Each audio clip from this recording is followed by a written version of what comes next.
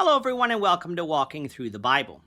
If you're students of the Bible and the Old Testament, then you realize that when it comes to faithfulness in Israel, it went in cycles. There would be a time of righteousness, and then when the righteous leader dies, the nation turns wicked, is punished by God, causing them to repent, and God to deliver them through a righteous leader. And then Israel would live righteously for the lifetime of that leader, but when that leader died, the cycle would repeat again. Now, yes, sometimes we might get 2 to 3 consecutive good or bad leaders in a row, but this cycle more often than not held up. And lest we think of ourselves as morally superior, the same thing happens in our time. You might have one generation seeking to become more religious, with a remnant returning to the ways of God, but then the generations that come after them, maybe the second or third generations, lack the faith and fervor that their ancestors had, which leads them back into sin and away from God. That's what happened in Nehemiah's day.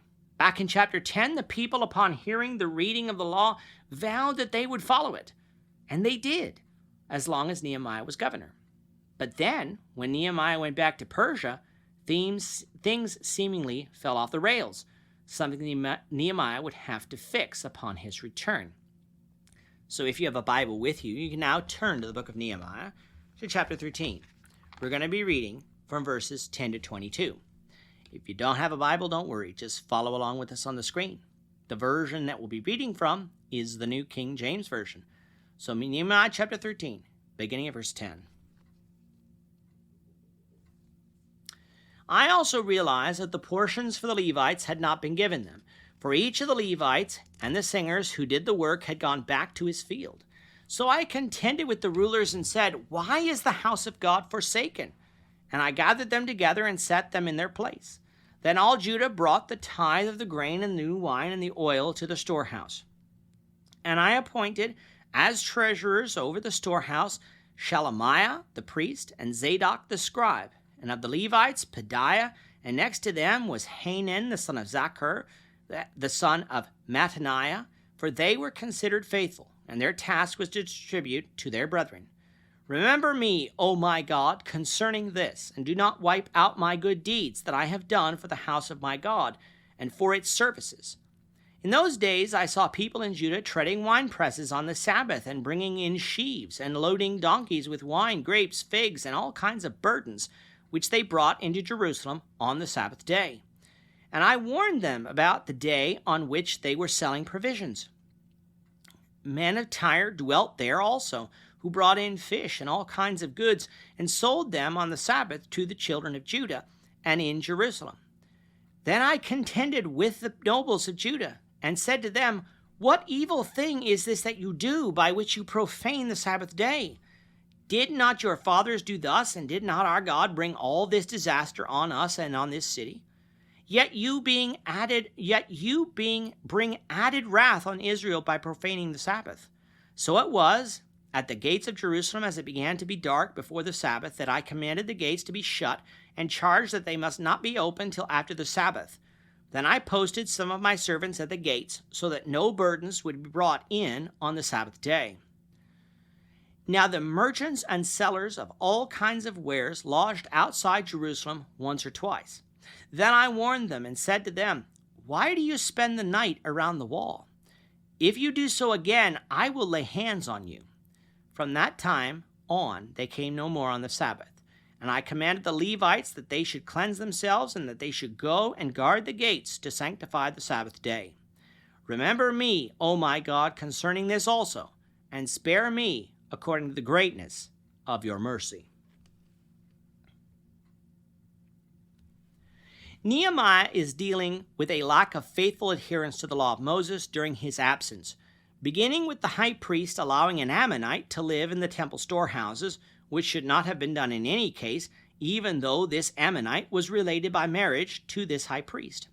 Now again, like it was with the beginning of the book, we might ask, where was Ezra? Shouldn't Ezra have stopped this?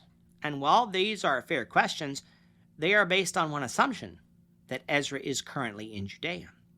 Nehemiah had left to return to Persia. Why is it assumed that Ezra remained? Both of these men were close to the Persian king Artaxerxes Longimanus, And so it was very easy to see that Ezra would have returned to him, even if just for a time, because he grew up there, with his work that he was done in Judea's descent to do now being finished. This would explain Judea's drifting off into sin between the end of the book of Ezra and the beginning of the book of Nehemiah, and their drifting off into sin here. Ezra and Nehemiah were major figures of the time, but they wouldn't live forever. Judea had to be able to walk faithfully without them, and it seems in these early days, those tests failed. What housing Tobiah and the temple storehouses meant was that all the room that would be used, or some of the room that would be used to store the provisions of the priests and Levites, weren't being used properly.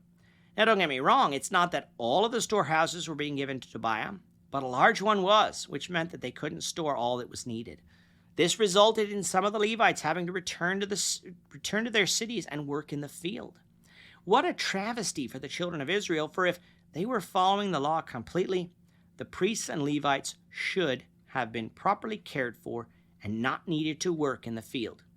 Now, whether or not, in addition to not having enough room to store what was needed, the children of Israel thus lowered their giving, we're not sure. But Nehemiah was not satisfied with this, and so he appointed Levites again over this duty to ensure that the work was done properly.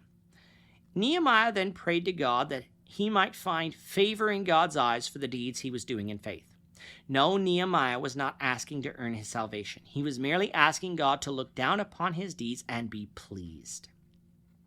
The next thing that Nehemiah needed to reform was the Sabbath day. Back in Nehemiah 10:31, listen to what the children of Israel vowed to God as they heard the law read.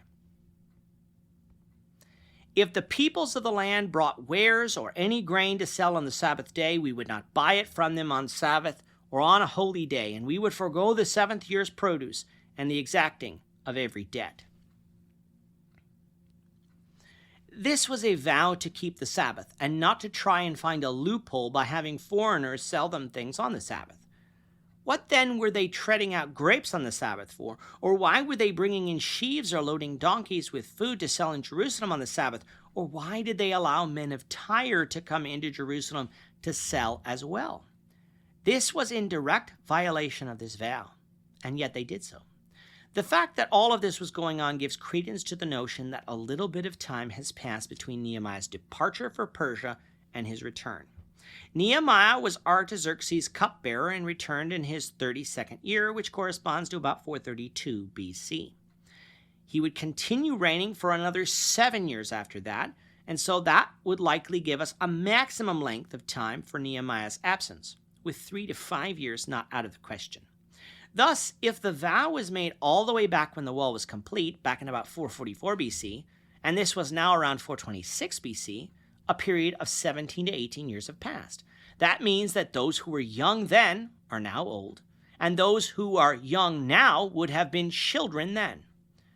Drifts from the faith often happen when a new generation arises that knows not Joseph, as it were, and tries to blaze their own trail, leaving behind some of the things of the past. Whatever the case, the Jews were breaking the Sabbath, something that Nehemiah was going to put an end to. He told the Jews that these very things happened before the captivity and resulted in their captivity, and so if they didn't want it to happen again, not only must they keep the Sabbath, but they mustn't try to find loopholes by allowing foreigners to sell in their cities so that they could buy. The Sabbath was a hallowed day of rest. They needed to use it as such. Now, at first, breaking the Jews of this habit was difficult, just as it was in the beginning when God fed Israel with manna from heaven, but would not send them manna on the Sabbath, much to the dismay of those who didn't collect double on Friday. The gates of Jerusalem would not be open to allow merchants in on the Sabbath, though foot traffic could pass through. When they were stopped, the merchants decided to camp outside the walls until the end of the Sabbath, and they were able to enter in it yet again. This angered Nehemiah, because they shouldn't even be approaching Jerusalem with goods on the Sabbath, but resting themselves. So what did Nehemiah do? He threatened those who continually came and camped outside Jerusalem on the Sabbath day with being arrested. This stopped the practice, and the Sabbath was again observed properly. And in this, Nehemiah prayed that God would continue to provide his mercy to him and be pleased with him for these actions. We'll conclude our verse-by-verse study of the book of Nehemiah, the Lord willing, in the next lesson. With that, our time is up for today. The Lord willing, we hope you'll join us for tomorrow's discussion of Nehemiah chapter 13, verses 21 to 31, as we continue our walk through the Bible, one verse at a time. We thank you for watching Walking Through the Bible today. If you have any questions or comments, you can leave them below. But if you like this video, we ask that you consider subscribing to our channel so you won't miss out on other videos in our series, as well as share this video among your friends so that the saving message of Jesus Christ can go out to the whole world.